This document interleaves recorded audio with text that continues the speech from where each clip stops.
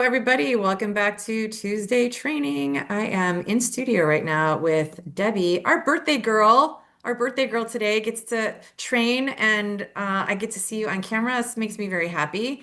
We're talking to everybody. Everybody wish Debbie a happy birthday. She's working really hard right now, and we just did some backstage talking before we went live here on some good clinical work that you're doing, Debbie. So congratulations on that. I want to acknowledge you for taking yourself on in this way in the Shots Method Mastery track. We were talking about results and creating results, and that's what we're here today to talk to everyone about. I promised you guys in this month of December that we are talking about clinic work and building clinical confidence and creating results and some easy ways that we can fill in gaps on what's missing. So that's what we're going to talk about today. I am aware that you guys are here online, and for some reason the video is not playing for me yet, but I do want to see the chat and invite you guys all to post your questions and comments in the chat if you have them. I'm happy to answer questions. I will give us some time at the end today to uh, do some Q&A. So I just want to make sure that that's available for all of you guys. Yeah, it's really strange how sometimes this works and sometimes it doesn't. So excuse me while I poke around here.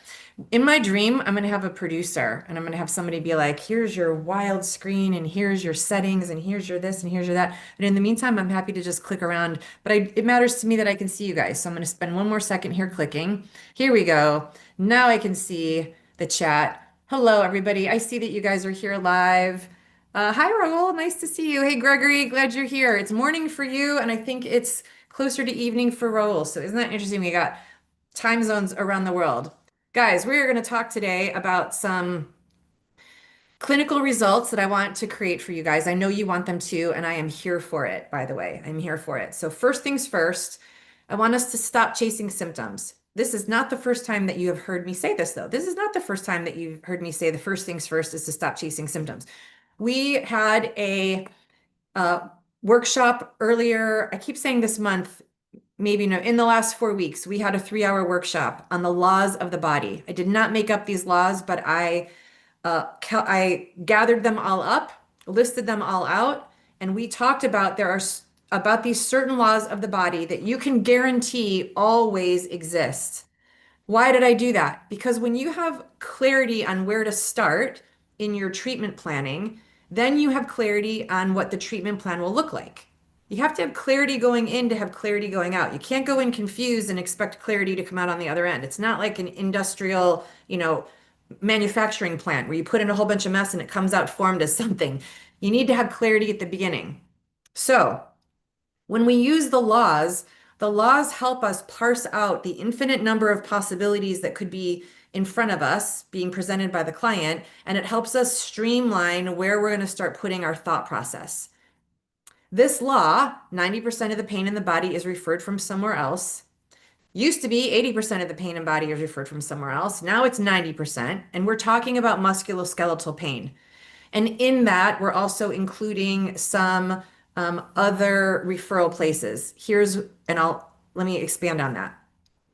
Because 90% of the pain in the body is referred from somewhere else, 90% of the pain is referral pain, including when it comes to organ pain. Organs don't have the same type of nerve innervation that muscles do. So associated organs near or around a muscle can refer their plea, their raised hand of Hail Mary, to a close by muscle, and then it looks like musculoskeletal pain. Only in those rare instances are you actually not working on a musculoskeletal issue, but you need to know enough about this law to be able to support your client and refer them out. Like this isn't a muscle.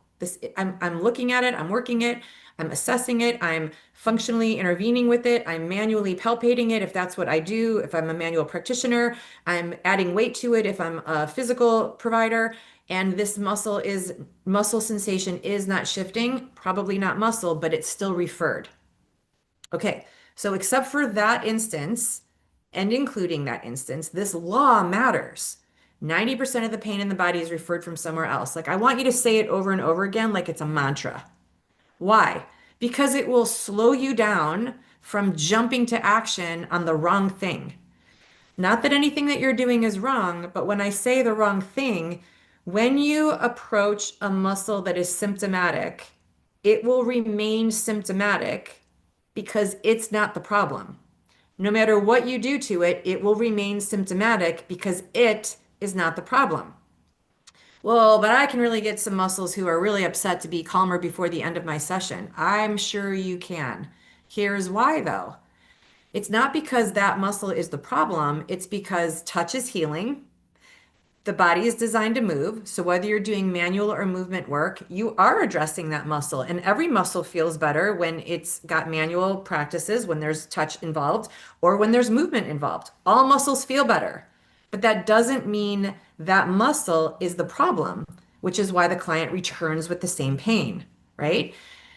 The other reason why it matters to you to know that yes, you're going to quell some symptoms is because all of the pain is coming from the brain first anyway, which is one of our principles. We're going to do that again in January. But the principles of the body, the principles of functional movement, let us know the muscle itself is not on his own. He's getting all of his intel from the nervous system. So when you start addressing a muscle, whether it's the muscle that's the cause or the muscle that's the symptom, that muscle's going to do something positive to the nervous system. And whenever we do something positive to the nervous system, we overall feel better. And then we leave and we come back with the same pain. So I'm emphasizing this because I don't want you to be confused any longer about whether or not what you did worked for a little while and should be repeated, or whether what you did didn't work and do I repeat it or not. If the work that you did was on the symptom, it didn't work. And I say that with respect. I'm just, as the black and white clarity of the laws offer us, if you treated the symptomatic muscle and your goal was to resolve the issue, it didn't work. That's it. Okay, great. So that's not a bad thing. That means, okay, well then what else do I get to work on? Now you're talking. Now you're in clinical reasoning when you're like, okay, if this, then that. What is the that? I know this is like super clumsy grammar. We don't want to chase symptoms. We need to know the law that tells us there's only a 10% chance that's the problem area anyway. And that's the implication of that law. And then we get to know other implications. And when you start going down the implication route, now you're in clinical reasoning land. And my friends, none of us were taught that in our foundational training. It's not foundational thinking. So it's nothing was wrong with your training. It doesn't come with it. You have to evolve into clinical reasoning. Even when you're taught an advanced method like the shots method, you have to learn how to think about that method. There's no robot work when it comes to the way we approach working with other bodies. And my friends, with love and respect, if you're still wanting it to be robotic, check the boxes, rinse and repeat, what you're actually doing is acquiescing to your inevitable replacement of a robot. You have to be the thinker in the space. That's what makes you different than automatic rote memorization tactics. So if we're stacked with techniques, we tend to be that kind of clinician. Technique, check box, and that's why it doesn't work. I love techniques, but you need to know more about what you're working with and the implications of what you're working with to know if that technique is a good fit in that moment with that client. So the way through this, I hope this is landing for you guys. Let me know if it is, let me know if it is, or if you have a rebuttal. I'm happy to support here. The way through on this, to gain clinical confidence, which I know so many of you say that you want. I had the lovely experience of working one-on-one this morning with a practitioner who said, look, I've been around, I've got it, I've been training, I know what I want to do here, and I just need some clarity so that I can feel confident about what I do. And Gina, I'm calling you because you just have a way of like stripping it down to the basics. Amazing. Thank you. I want to do that with you. If you're here for that, and I believe that you all are, here's what I want to share with you. The way through to clinical confidence, to create treatment plans that really move the needle, meaning they create results on a musculoskeletal presenting issue. There's three elements that I want you to have as takeaways today. Okay, I'm giving you time to get a pen and paper. The first is In your SOAP charting, the subjective part of your SOAP charting should reveal clarity on the plan. If you're like, I don't even do SOAP charting, please come to me so I can teach you how to do that. Please.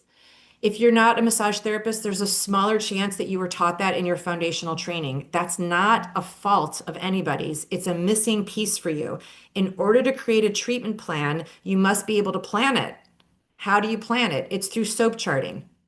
And if you do have SOAP charting, the SOAP charting act of charting your notes in a SOAP format is not just how fast do you note take. Then the SOAP charting does not answer for you what the plan is. It reveals to you how you think about the information being presented. An accurate, clinically evolved SOAP charting practice reveals your thinking to you. If you write down a ton of information that your client presents and it doesn't connect dots and cut through with clarity on laws and also start preparing a plan on the basis of implications, then your SOAP charting isn't conclusive enough for you. There's more skill for you to build there. It doesn't take forever, but it takes some building.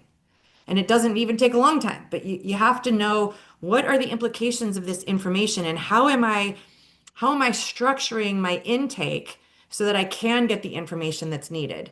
And most of us overtalk. We overtalk during the subjective intake or we under ask. That's not a contradiction. We either overtalk and we don't get the information that's needed, because believe me, the clients don't really want to talk all that much. They want you to solve it.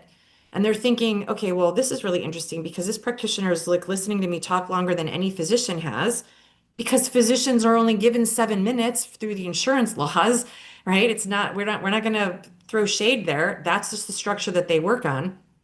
So on one mind, your client's like, oh my gosh, this person's like really listening to me. But if you're not creating clarity on what you're hearing and dots aren't connecting, they inherently know that. And then it quickly switches to you're wasting their time. They can tell I'm just talking and we're not creating any results here. They can tell. So you need to have that initial intake create clarity on exactly what's going on, the implications of what's going on, and what needs to be done. That's all in the first section of your treatment plan. It's in your treatment planning, in your treatment session. It's the S of SOAP. There's 3 more steps to go. That I find has so much opportunity when I'm working with practitioners. If this feels like the missing link for you, please let's just fill that gap, because you already have clinical skill. You just need to connect the dots so that you're not guessing at the start of every session. If you're guessing at the start, you're a guess at how the result is going to be. You don't want to guess anymore. You want to be confident going in, you're hearing it, you're connecting it, you got it, and clear on what you're going to do, and almost anticipatory about the results, but present enough to be able to have your mind changed on a dime when the body presents something you weren't anticipating without getting like flustered about that. It's part of clinical confidence. Okay. That's step one. Step two is your assessments.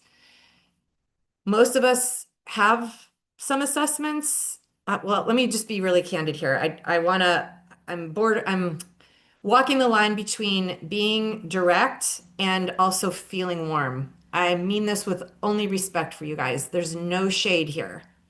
Most of the practitioners that I am lucky enough to train with do not have conclusive assessments. They don't have structural assessments. They're limited on their functional assessments. Their visual skills are lacking. Their manual skills may not even exist if they're not manual practitioners. Doesn't mean that that's a place where there's a failure. But these are all assessment practices, structural, functional, visual assessments that both manual and movement practitioners should have, and we don't have them. So the SHOTS method has structural measurements. We work for months on those. And it's like one of the most grueling parts of the training. I don't think it's grueling, but my experience with practitioners is that Debbie's like, yeah, it's a little rough, because it requires more strategy to create clarity around structural assessments, which the math just maths that most of us don't have that then, right? And learning it on your own is tough. That's why I teach it. And as Debbie, you've shared with us before, I hold you accountable because I want you to have it. The structural assessments are mind-opening in what is being presented and the implications then follow in what you do about it. Functional assessments also, I'm just as lucky to have personal trainers, corrective exercise specialists, yoga teachers that are really proficient that I get to train with. And they're like, oh God, I didn't see that way. And I didn't know that was how that was supposed to move. There's gaps in our assessments, babes. Like that puts a damper on your ability to solve it. If you can't assess, how can you plan a solution? You can't. That's part of soap charting as well. Like, what are the assessment tools that you're using? If that's a gap, oh my gosh, that's like the even though I just said the structural is a bit grueling, but it's a one and done. Once you have your assessments, you got it. And then you use your assessment like you would use any other tool to be with you. Like you got like a right and a left-hand man helping you out, like an extra set of hands, a couple extra set of eyes, and now nothing gets past you. When nothing gets past you, you've got all the data to then assimilate and then you plan with that, right? So if assessments are missing, that's why we chase symptoms because we don't actually know what they mean. Part of not chasing symptoms is an assessment skill. You know it based on law, but you assess that this is a symptom. I'm not going to work on it because it's a symptom. And then you continue your assessment to what else could it be then? And you need to have assessment tools to be able to get that to be revealed to you. Once it's revealed, then you got a green light. But until it's revealed, you're working in the dark. Okay.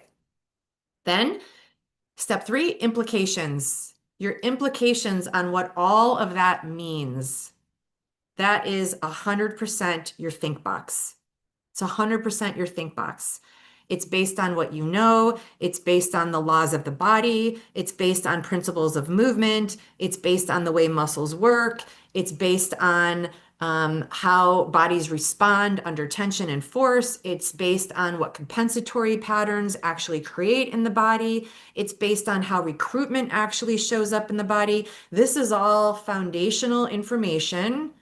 I wouldn't say foundational like primary, like our primary level, like massage therapy school or your first personal training experience, for example, but it's at the start foundationally of your clinical excellence. Putting together all of this information means A, you have to have the information in there. And what does all of that information mean by how the body works functionally, how the biomechanics line up, what are structural implications? You need to have this information to come with you to be able to assess when something's a little wrong, when something's gone off in the body, when there's something that doesn't look like the textbook says it's supposed to look. Now you already have practice at what the implications are of the anatomy to take into what's the implication when it doesn't look like the book? How would that domino effect out into the body so that you can then go to the end and reverse engineer what you're seeing here, or reverse engineer in your mind historically what the body went through that brought them to your clinic today? It's really rare that someone gets hurt at noon and they're in your treatment space at 2 p.m., right? Like there's usually some time that's gone on, and you got to piece that together like a treasure map. There's implications of the steps that the body went through, not like physical steps, although gait assessment is another assessment tool, but like what was the timing on all of the events that the body experienced?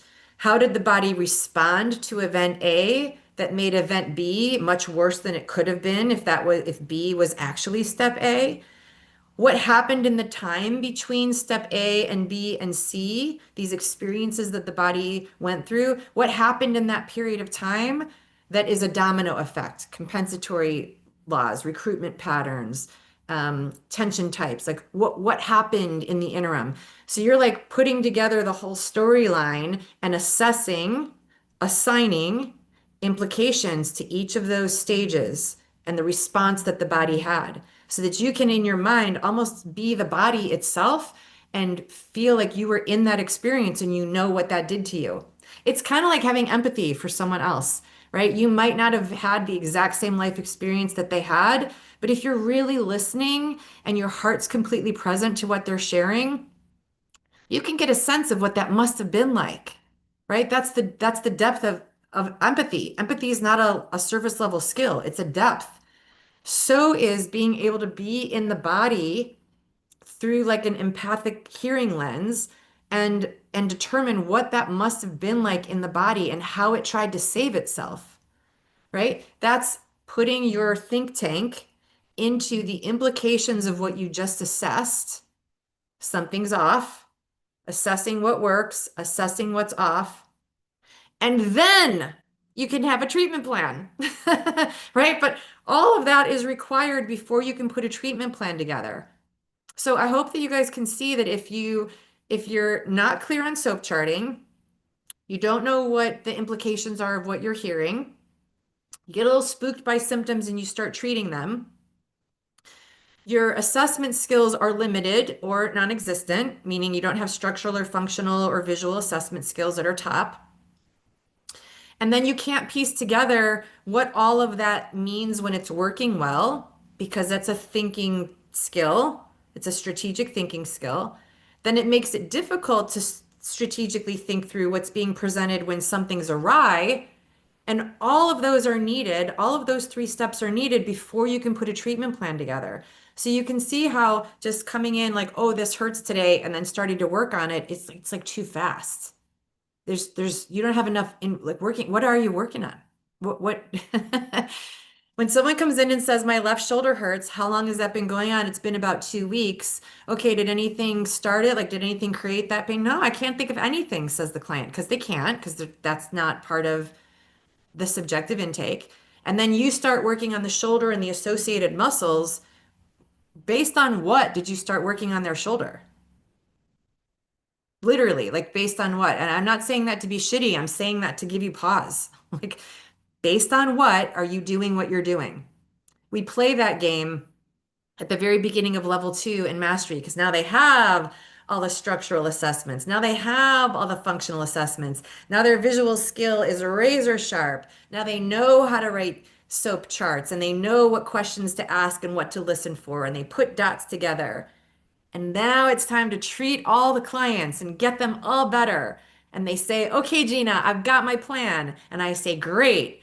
Based on what did you devise that plan? Right? It requires like a moment of pause and calculating. That's the thinking part. That thinking part makes you stand out from the rest of the practitioners on your block because you have clinical reasoning. That's what that means. You have clinical reasoning, meaning you can take the very depth of the history that was presented, the very real body in front of you and what it's presenting now, the implications on all that means, and why you put the plan together based on clinical clarity. Then you do the plan. Then you get the results. Then you build your confidence and you're like, I crushed today. This was amazing. The next day, a client comes in and it starts all over again. There is no cookie cutter. I did it this way yesterday. I'm going to do it this way today. Not everybody's left shoulder pain is the same. There's 3 different joints in there. Which joint, which muscles, what caused it, what tension type are they under? I'm asking all those rapid fire questions because that's part of the assessment skills and part of the implication skills. When you have rapid fire answers to those, then the treatment plan seems easy. The treatment plan always seems hard until your assessment is accurate and your implications flow.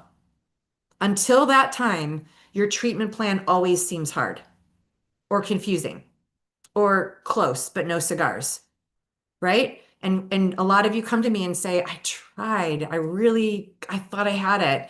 I got you. And you get to have a little more exposure to the skill set. That's all. Doesn't mean you're not qualified. It means you get to synthesize what you know by thinking about it differently, not by doing more things, right? The thing that stresses me when practitioners say, I tried X, Y, and Z. God, that doesn't stress me. Like, obviously, you got to try. I tried X, Y, and Z, but I'm not hearing based on what. I'm following the conversation. I'm like, okay, so you had a client that came in with this, and then you decided X, Y, and Z, plan X, Y, and Z.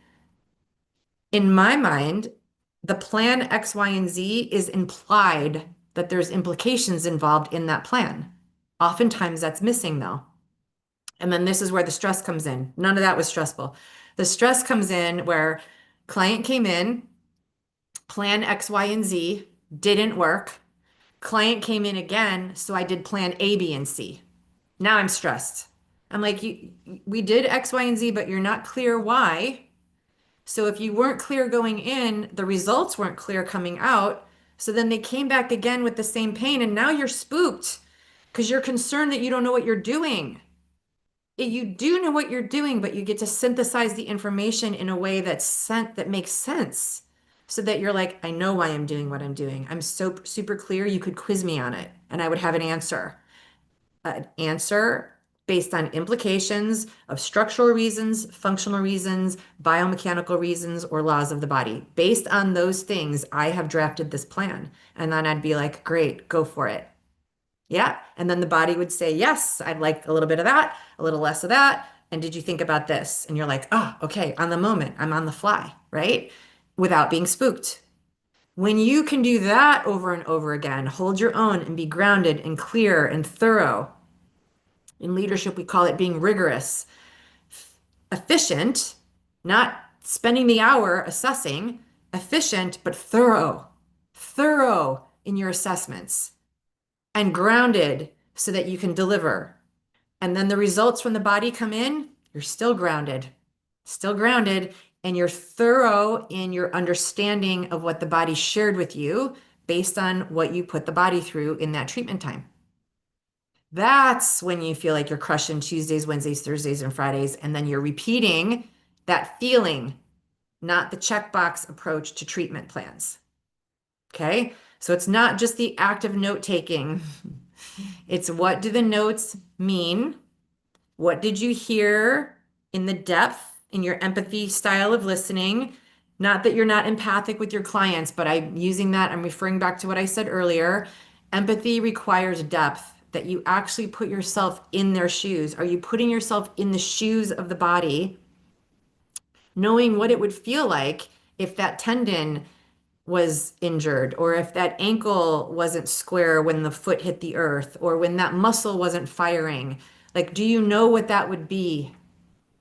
Implications.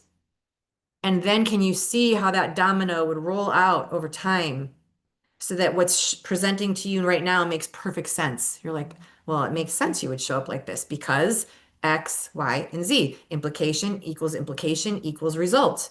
Okay, now I can see how you're presenting this way. And I know what to do about it based on what? When you say that to yourself, based on what, and you can answer it, or you could answer it if I was with you and supporting you in putting that treatment plan together, then you're gold. And until then, for those of you who really want clinical competence to be your goal, right? Like you're on it, 2026 is your year, stay at the game. Stay at the game. Learning more techniques is not the way you win that game. I am not against techniques. I will say it for the 100th time today. I am not against techniques. Techniques don't have the answers. Techniques are part of what you would do, and you choose a technique based on what that technique does, what's being presented in the body, and do those two things match? Or are you just kind of like hoping that the technique will actually like quell the pain because you really just want to get your person out of pain? That's not a treatment plan, babes. That's a hope plan. Hope plans and treatment plans are not the same. Okay. And that's it. End of mic drop rant. Debbie, got any extra questions? Any extra questions or follow-up? Anybody here in the chat? Any extra comments? So the Debbie, you're clarity, deep in your assessment studies right now. yeah, so the clarity for me, we were talking about the mystery box ideas beforehand on techniques sometimes. So today, what you said brought me clarity. The body might be a mystery box. It might be presenting. And yet the tools you're giving us helps me out of the mystery box. Like through the implication, right? Through the region, through the and laws of the body and all of that. So I feel like that's why in the method we get that. Like even if the body's presenting and like you might feel like it's a mystery box of what your client's presenting, there's tools that you can Mhm. use to help you out of the mystery box. It's kind of unlike other So good. programs. Yeah, that was good. That helped me. Oh, good. Connecting dots, aha moments, light bulbs going off. Amazing. Everybody here who's live. Hi, I know a couple of you also joined in since we've been live. Hello, welcome, welcome. We're just about to wrap up here, but I'm happy to answer any questions if you have them. Type them in the chat. There's a little bit of a delay between real time live and when I actually see the chat. So feel free to drop your questions there if you have them. I just want to also do a little bit of admin here and I will come back and answer questions. Please don't let this stop you from asking them if you have them. Next week, next Tuesday is our last live Tuesday training of the year, which is very exciting. So please do bring any client questions you have with you definitely next week if you haven't already asked them this week, so that I can support you during the holiday break with those questions and answers. And we are also moving through the remainder of our training inside the club in our professional education hub that we have every month. We turn over new coursework. So we've been working on architecting a session and SOAP charting and working through client case studies in our study halls, etc. So you're more than welcome to join us there if that works for you. And also, we have a 2 day immersive immersion. I know that sounds a little redundant, but it's not a workshop. We're diving deep on this type of clinical reasoning over a 2 day in person at the end of January. There's still spots available for that. If you guys want to work with me in person in a clinical space, I would love that. We're going to do visual assessments. We're going to do structural assessments. I'm going to teach you how to do some functional assessments, and then we're going to actually do some work on it, and you get to test your results in real time. And we'll do some work, some deeper diving on the subjective part of SOAP charting so that you can know what you should be listening for and what they mean. So I'm happy to welcome you guys if you want to join us for that. All of our practitioners in the accelerator program are included in that, who paid in full are included in that 2 day weekend, but you do not have to be in the accelerator path to be invited and welcomed into that 2 day immersion. I just wanted to make sure that was super clear. So I got some questions on some of our emailing that have gone out. And if you're not sure if which one of those actually applies to you, just send me a note and I'm happy to figure out with you if any of them are a good fit for you. As we said at the top of the training today, it's not for everybody. Or maybe I said it to you, Debbie, backstage before we went live. This type of clinical reasoning isn't what we're all doing. It's what some of us want to be doing.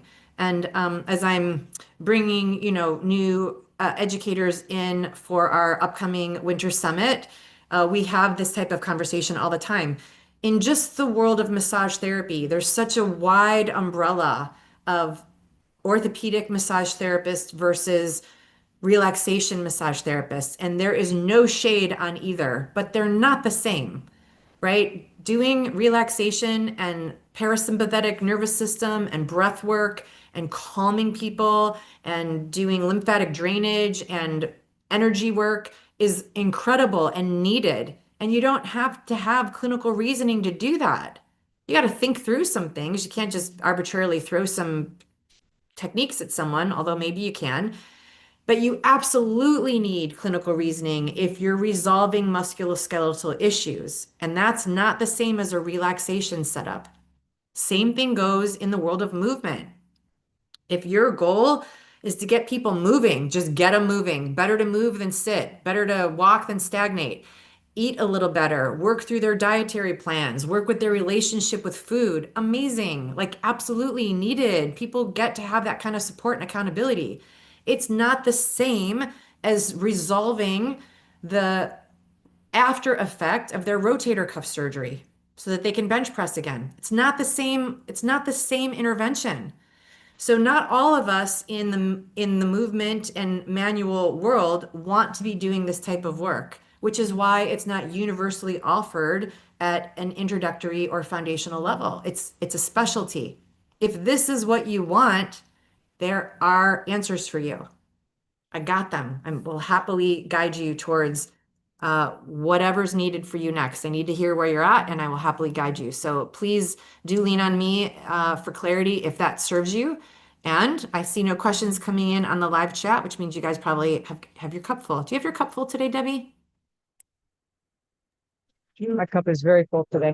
Your cup is full. Oh, good. Everybody, one more time. It's Debbie's birthday today, and I got to have one-on-one time with her backstage and on camera. Thank you for that. Thank you for that. It was good. Like, Super good. my absolute pleasure. I'm delighted to have you. Happy birthday, Debbie. Happy, happy birthday. Thanks for spending some of it with us. Have a good dinner. Okay, everybody. I'll see you guys next week. Same time, same channel. Bye for now.